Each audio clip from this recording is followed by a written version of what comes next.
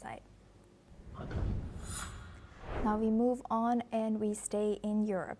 Ukraine has said that recent Russian attacks have dealt significant losses to its gas production. Energy Minister Hrynchuk has confirmed strikes targeted regional gas infrastructure and power transmission facilities, mainly in frontline regions. He further added that Ukraine is now considering boosting LNG imports and wants to increase gas imports by 30%.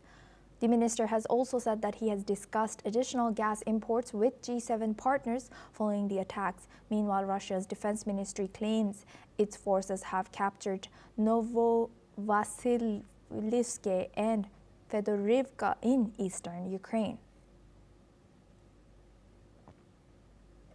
Now for this discussion, we are joined by Professor Andrew Latham. He's a professor of international relations, joins us live from Minneapolis. Thank you very much, Professor, for joining us again. Now, looking back at ever since the Ukraine and Russia war started, did anything significant, or did G7 provide any significant support for Ukraine? Yes, both diplomatically, I think that's the case, signaling as much as possible support for the Ukrainian cause, and also those countries individually and via NATO, to the extent that G7 and NATO overlap. We've seen support there as well. There's no doubt that the vast majority of countries in the global north or the west are opposed to what Russia is doing in Ukraine. The only real question is to what extent the diplomatic support translates into battlefield support. And in light of this recent gas production losses, what role does international allies like the G7 nations play in supporting Ukraine's energy needs? Well, not much in terms of directly supplying power, but supplying the weapons needed, the defensive weapons needed to shoot down Russian missiles and Russian drones, but also the offensive missiles designed to place similar kinds of pressure on the Russian economy and undermine its ability to finance the war. That's where the Western support is coming mostly from. I suppose one move that could be made is to manipulate the global markets so that the price of oil stays low. But ironically, that would require purchasing more Russian oil on the open market, which is something that recently the Europeans in particular have decided they're not going to do. And how do you assess the current state of USA and Russia relations and their impact on global stability? Those relations have soured, partly because President Trump is some days up on his relationship with President Putin and very positive about Russian-American relations.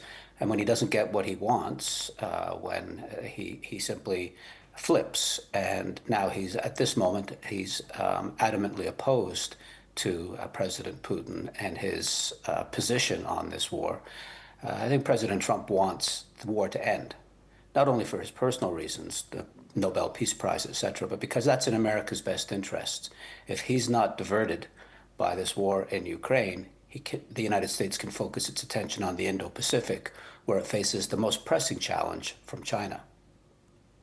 And how do you see with Ukraine's EU accession process still underway, how should the EU and Ukraine balance enlargement aspirations with internal cohesion and strategic clarity there?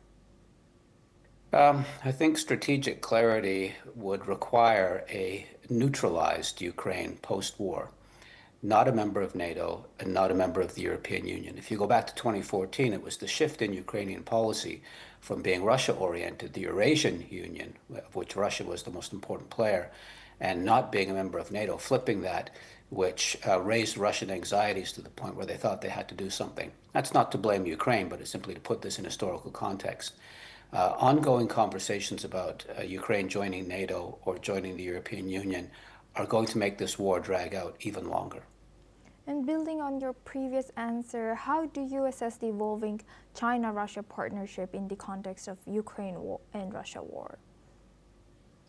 Well, China has been on the diplomatic front publicly fairly neutral in all of this. It supports the rights of small states to maintain their sovereignty. It's opposed to the use of force to change borders, et cetera, et cetera. That's on the one hand. On the other hand, it is obviously supplying all kinds of non-lethal aid to and dual-use aid to Russia. It's also purchasing large quantities of oil and potash and other Russian commodities that it needs to sell on the market in order to finance the war effort. So publicly, yes, we're neutral, says Beijing. Behind the scenes, anything but. Thank you very much, Professor Andrew, for joining us and sharing that insight.